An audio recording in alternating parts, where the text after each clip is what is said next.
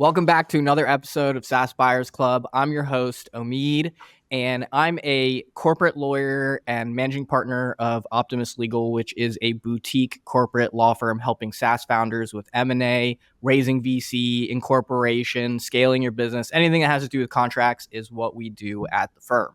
So I have with me here Wes Bush from Product-Led. He's a multiple-time author, awesome human being, and yeah, just stoked to have you on the show. What's really interesting, actually, I was just watching our previous episode, and we released right around this time. So it's like literally 1 year later, really? Back on the show. So welcome. Didn't either. That's crazy.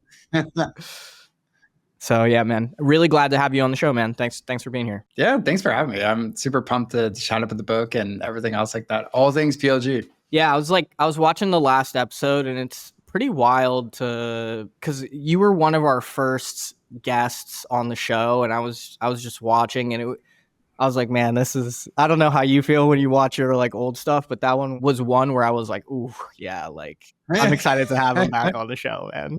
Yeah.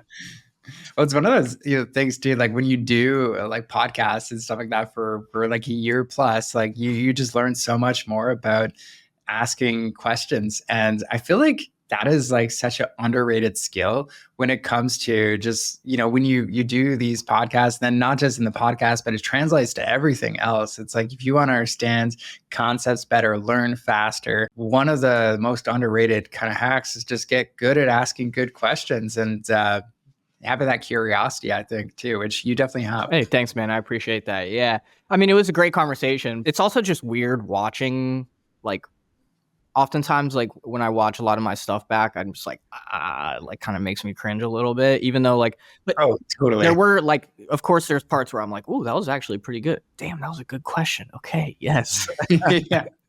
If you want to really cringe at yourself, and I learned this from his name's Vin, and he's really fun to follow on Instagram, Ask Vin, and like he recommends if like you listen to yourself speaking, like try it, like record on a video or a phone, doesn't matter, and it's like now like turn up the volume and don't look at it, just listen to yourself.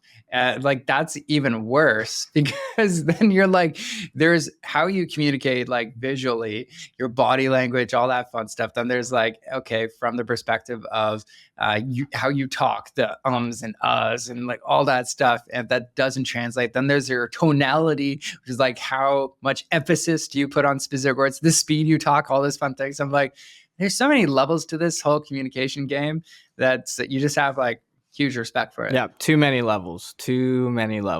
Yeah, it's really easy to get lost in the cycle of optimization. I'm actually super excited to talk about your book, Wes. So you got a new book. Tell us about that.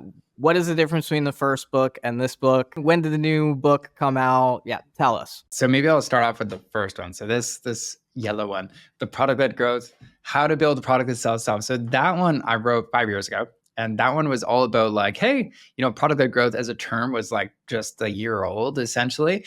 And it was like, people were curious, like, what is it? How does it work?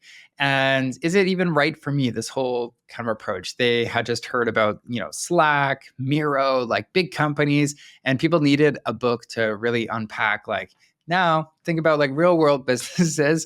Does this make sense for us and whatnot? And so that was the really intention of that first book. And I would say it's really helpful still to read if you're not sure if product-led growth is right for you.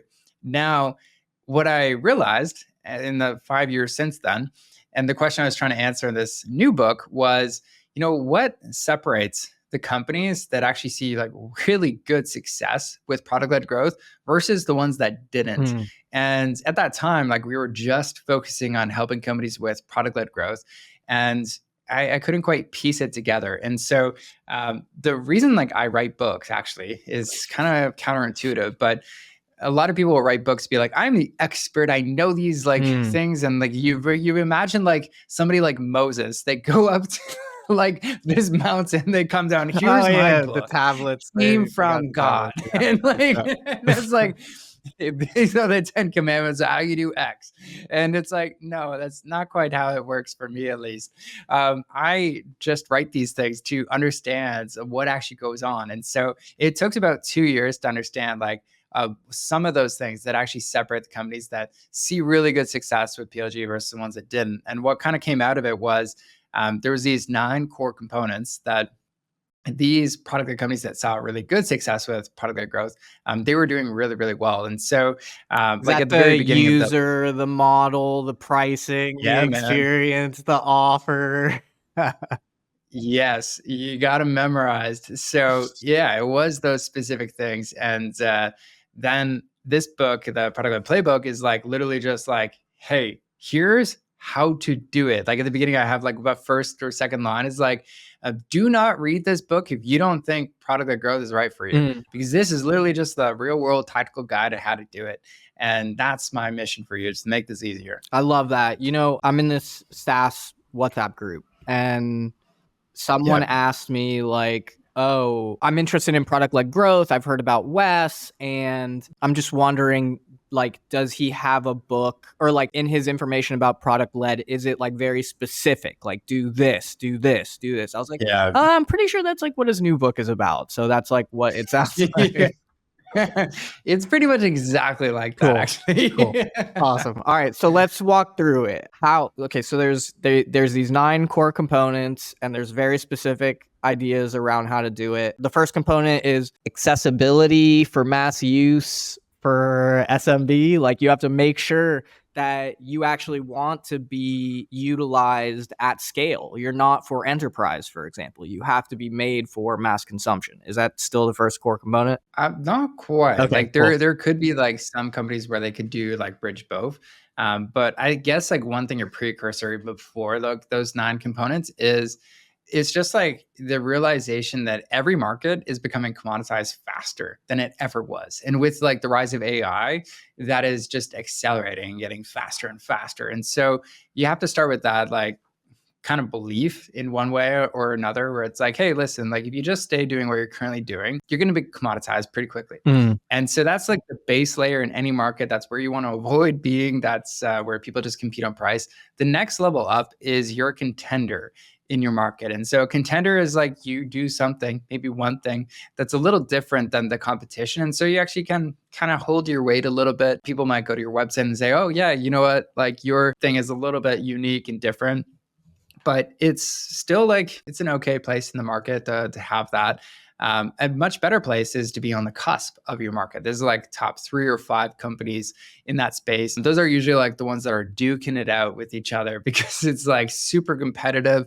But they have like a good portion of the market. Still, like all combined, like those 3 or 5 usually have like 25 to 35% of the market. Mm. And so what they need to do at that stage is like really build a seamless go-to-market motion. But then there's only like room for one more, which is like the obvious choice. And that is the company that, it's the Canva of the world. It's the Zoom of the world. It's the Slack of the world, or their market. And that's the company that just takes the majority of the market share. And so that's the market dynamics in a lot of SaaS spaces. Mm-hmm. And so what the first component touches on is, what is your winning strategy? Do you actually have a winning strategy? Do you know like which market you could become the obvious choice in? And what I try and get at with a lot of founders is get over like tackling the entire total addressable market right away, and get really freaking clear on like, what is that one market where you could really own it and you could provide better value than everybody else. And so that's why we always focus on that part, because to stand out in this kind of current environment is one of the hardest things you could ever do. And so that's why, yeah, got to start with strategy. I could like spend the whole talk going through strategy. I'm sure. But Okay. What's your winning strategy? What is an example of a winning strategy? So yeah, I can talk a bit about even what we have at Product-Led. So like our like obvious choice statement, it all starts there, is like we are the obvious choice for B2B SaaS founders who are looking to build and scale a product-led business. Very clear. And it's like, that's exactly who we target, as well as who we serve and what problem we solve. And so that's kind of the first thing you got to get clear on. Second piece is, where do you play best? And so that could be your specific market, specific customers. What marketing channels do you thrive best in? But you got to be clear, because if you're spreading yourself too thin in a lot of different areas, you're not going to do that well. Now, the third part of the strategy development is my favorite, which is how are you going to win? And this is where I talk a lot about what are the moats that will make what you do hard to copy. So in some spaces, let's say where it's really complex, the problems you're solving, it might just be user experience. Like we are just the simplest to use. If you're going up against a lot of competitors where let's say it's very expensive, then it's like actually we're going to have a price moat and we're going to be the cheapest. Think of like a really fun example I just found out about recently is Flowdesk. So they're like an email marketing solution, but they're going up against like MailChimp and a bunch of other like big, yeah. And you know what? It's so interesting about them is like it's $35 per month, no matter how many contacts you have. It's like, wow, that's crazy. Okay, flat fee pricing, like across the board. Yeah, it's not like MailChimp or, MailChimp where if you go up 10,000 contacts, for example, 25,000 contacts, and you have to, scale up your account. Yeah. But how is that not the same as competing, for example, on price? They're making their price the competitive advantage, which is what they're trying to avoid doing, which is being commoditized. Well, there's like, this all goes back to if it's part of your strategy, then you can run with it. And because you now know, like for instance, MailChimp, Kit.com, and like all the other ones that all have that like, value-based per contact or per subscriber thing, they're never going to do that because they would have to kill their current business to do that, to ever compete with them, because it's just impossible. So if you're in a very saturated commoditized space, you could go with that approach and say, hey, it's still price, but that's usually not the first one I would really recommend most people to go through. Like if you're early stage, it could be like a founder brand mode, even as something as simple as that, like, hey, post on social media and like your audience is your moat. Yeah, exactly. And you can copy that. Okay. Last time you were on the show, we talked about how PLG is for people between the 10,000 to 100,000 MRR mark with around 1,000 to 2,000 users, maybe incoming every month. Is that still the case? Is that still like who PLG is kind of geared towards, that founder who's in the 10K to 100K MRR mark and 1K to 2K users? So like for that 10K to 100K mark, one thing that any founder would have to understand is they have to think about what is the most efficient go-to-market motion for their business at that stage. Because they're like, okay, this isn't just like one customer, two customers. They got to think about, okay, is this, let's say if our annual contract value is really, really high, then like maybe it's a sales-led approach or something like that. Or if it's like, okay, willingness to pay is quite a bit lower, then it might be a product-led approach on that end. And so it's not like it's just reserved to product-led folks. If you're between 10 and 100K monthly recurring revenue, it's really about, okay, which one makes the most sense for you? And if you look at like the business dynamics of like how many users you would need, yeah, you should want to have at least that many. But I've also seen others with like, 100 per month, just because they have such a unique product with a great value prop, great pricing. They're still at like 100K MRR and beyond, and they don't have like a ton of users signing up. It's just very sticky at the end of the day too. Most of the time, founders, though, at that kind of 10K to 100K MRR stage, rely on organic marketing, right? They can, yes, definitely. And I think like if you think about which channels a product-led company has to play in, and this goes back to that where to play strategy, you usually do have to own a lot of the low-cost channels quite a bit earlier than like a sales. So that you could scale, and then you go from there and you go to the moon. And that's the whole idea, is like, you generate, either enough capital, to have operational expenditure to put towards marketing, or you go raise a VC round at, the 85,000 MRR mark, because now you've crossed $1 million ARR. So you're completely fundable, in most traditional VCs' eyes. That's usually the first milestone that VCs look for. So yeah, man. So what's your winning strategy? It sounds like, defining all the ways that founders win. So you look at, where's the market? What's the moat? These are the aspects of defining the winning strategy, right? Yeah, there's a couple others, but like those are the main three that I focus a ton on. The other two are really just like, hey, like what does your winning picture look like? Like what's your end game for the business? Are we clear on what that looks like?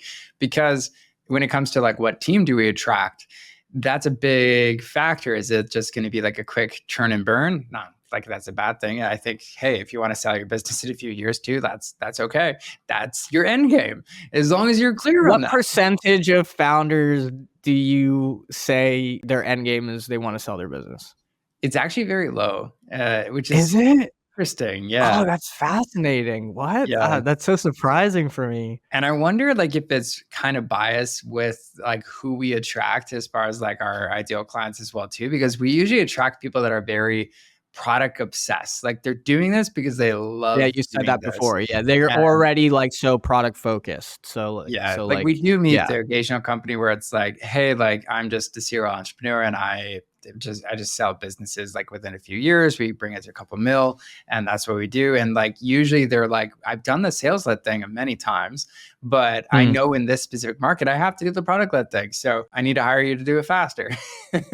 Interesting. You need like merch for all of your product led fanatics, like little hats Oh or yeah. shirts, It's because it sounds like they're like super fans. So like you know, that's always a good market to get, you know, something into their hands. I feel like I would totally rock some PLG merch. So PLG or like product led founder. What are you thinking? yeah, I don't know, man. Let's schedule a brainstorm to come up with some merch ideas. Understood on that. Are there circumstances where a sales led organization would be like change direction and be like, oh, now we want to be product led? Does that happen? Oh yeah, definitely. Very common actually. Okay. And Yeah. it's not always like, okay, let's pivot the whole company and let's do this. I think that's actually quite risky. And especially if you're above like 10 million in recurring revenue, like for you to turn like that organization, I always had like one founder, he kind of mentioned it as like an analogy. Is like, imagine a startup, you're like a jet ski. You can pivot, you can churn, you can move pretty quickly. It's fun, right? Mm. And then it's like, then you get a few more people and you're like, okay, it's a mid-sized boat. And then by the time it's like 10 million in recurring revenue, you're like, hey, this thing's kind of like a cruise ship. And you're like, let's move in one direction. You're like, come on, everybody. And you're like, you're whipping them and they're still not going. You're like, what?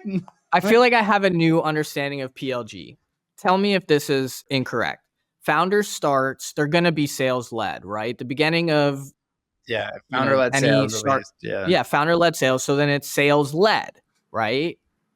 Because founder led sales means that it's a sales led organization. Then he probably maybe starts scaling a little bit. He or she thinks that, you know, they've heard you got to add some AEs, you know, that sort of thing. And then they try that and maybe it doesn't work, for example. And then, you know, they start to build, you know, the website and create like compelling offers. Cause I kind of saw it as this curve starts sales led, goes more product led. And then on the other end of the curve goes back to sales led once they, you know, have scaled quite significantly. Most of, you know, the enterprise tech companies are, for the most part, you know, sales led at some piece of the company, right? Yeah, that's a very good way of playing it. So yeah, from like zero to like 100K, maybe it's like 300K. And that should be like founder-led sales. It could be higher, depends on like what is your like annual contract value. But then you get above that hurdle, you have some traction, you are solving like a meaningful problem.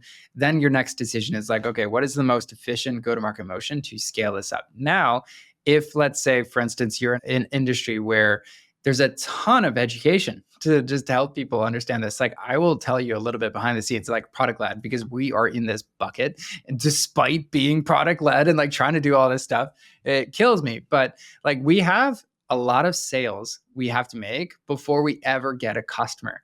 I kid you not. So like the first one is like, what is product led growth? Like, if you don't know what the heck product led growth is, it's like, we're not the right fit. So it's like, okay, do you know what it is?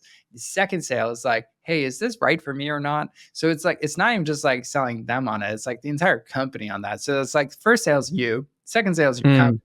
And so it's like, okay, right. 3 sales already. And then it's like the next thing is like, okay, now what is the best approach to do this? Which is our product-led playbook process and all that stuff. So it's like, okay, we got to convince you on that, then your company on that. So 5 kind of specific sales. And then it's like, okay, now who or what is the best, fastest way to do this for your company? How can we roll this out the best? That's when we start to get like the customer potential kind of conversation. And so for companies like that, if any of that resonates to your listeners, you are in what I would call a blue ocean. You're educating a ton.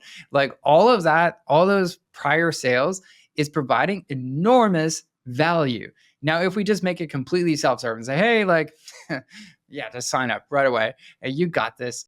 Sometimes we be doing people disservice because they're like, yeah, I just got it. It was a good price.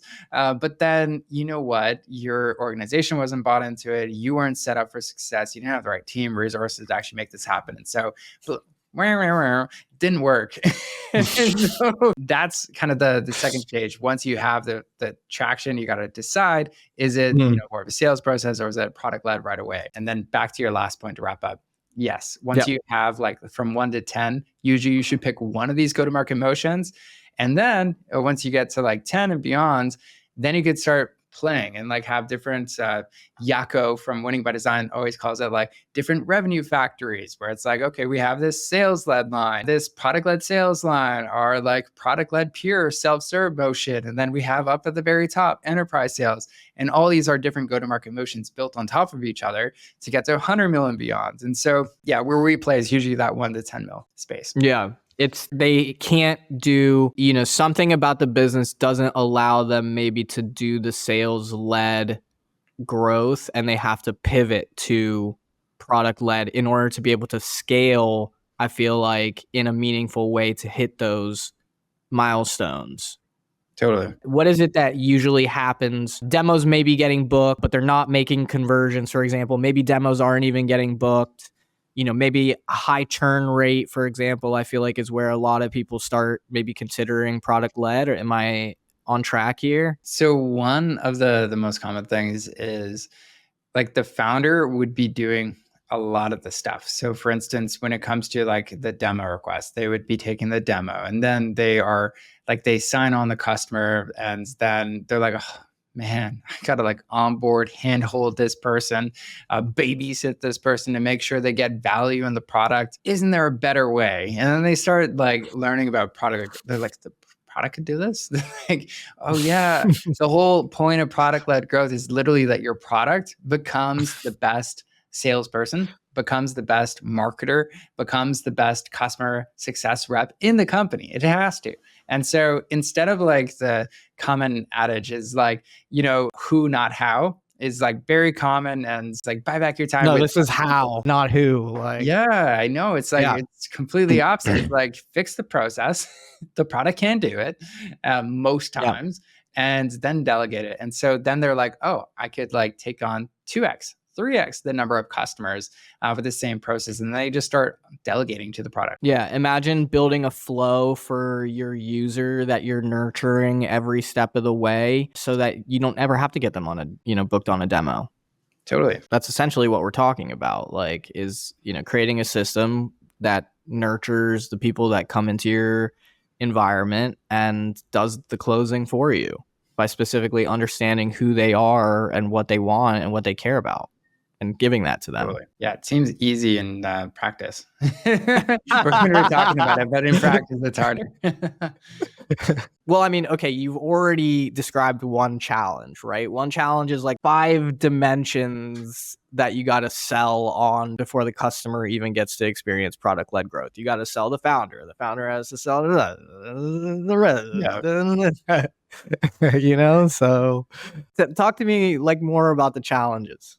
So the challenges of like the whole sales process of product-led, or more so of like PLG in general?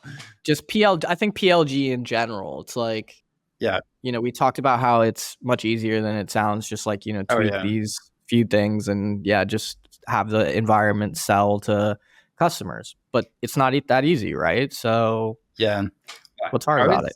Yeah, think about it like an iceberg where like people like go into it and they see like at the very top, you see like few things that they always see, and founders will always mention these to me. It's like, it should be like a free trial, freemium model. Like, so they think about the model, like it has to be something free. We got to give people a freebie. What is it? And then it's like, okay, we got to get people like onboarded. And usually if they're sales led, their pricing's hidden. So then they're like, oh, we got to make this like somewhat self-serve so people know, how much it's going to cost. So usually it's like those three things. And then they do it. They do the PLG thing. That is what they think is like those three things. And then it doesn't work. And then they're like, whoa, this thing's not working. PLG doesn't work.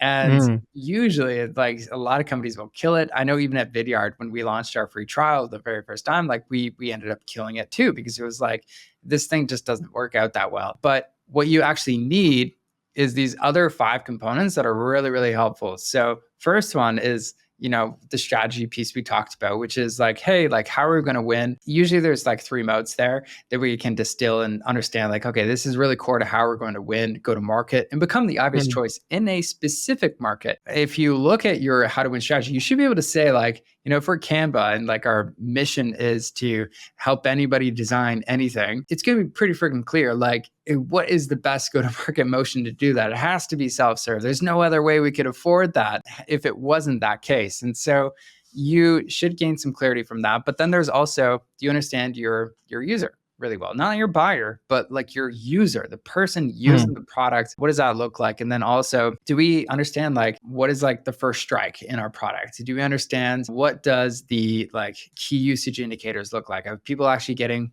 ongoing value from the product? So do we measure that? Do we have the right data for that? Do we have the right team with the right capabilities that actually understands how to do all of this really well? And so that's all those things below the surface of that iceberg is like your product-led organization. And so the whole kind of premise of the book, and to wrap it all up with a bow on top, is just that. Like, you need to create the environment for PLG to succeed. And that's the product-led organization. And so a lot of companies focus on PLG at the very beginning, but I actually take the opposite approach. I'm like, hey, let's start with a product-led organization, and let's create a company, an environment where PLG will just thrive by default. There's no internal resistance for that. And I found that is way more successful than just trying to brute force slapping on PLG like putting lipstick on a pig. It's like, it's not it. But it's what you're trying to do. It's cute at the end of the day. So we're back to winning strategy, identify your user, know them deeply. What was the third? The third one's the model. So if you know the user really well, it becomes way easier to understand, like, what do we need to give them away for free? Right. So then it's not just freemium, they get to sign up and that's it. Other examples of models, for example, might be free until a certain point.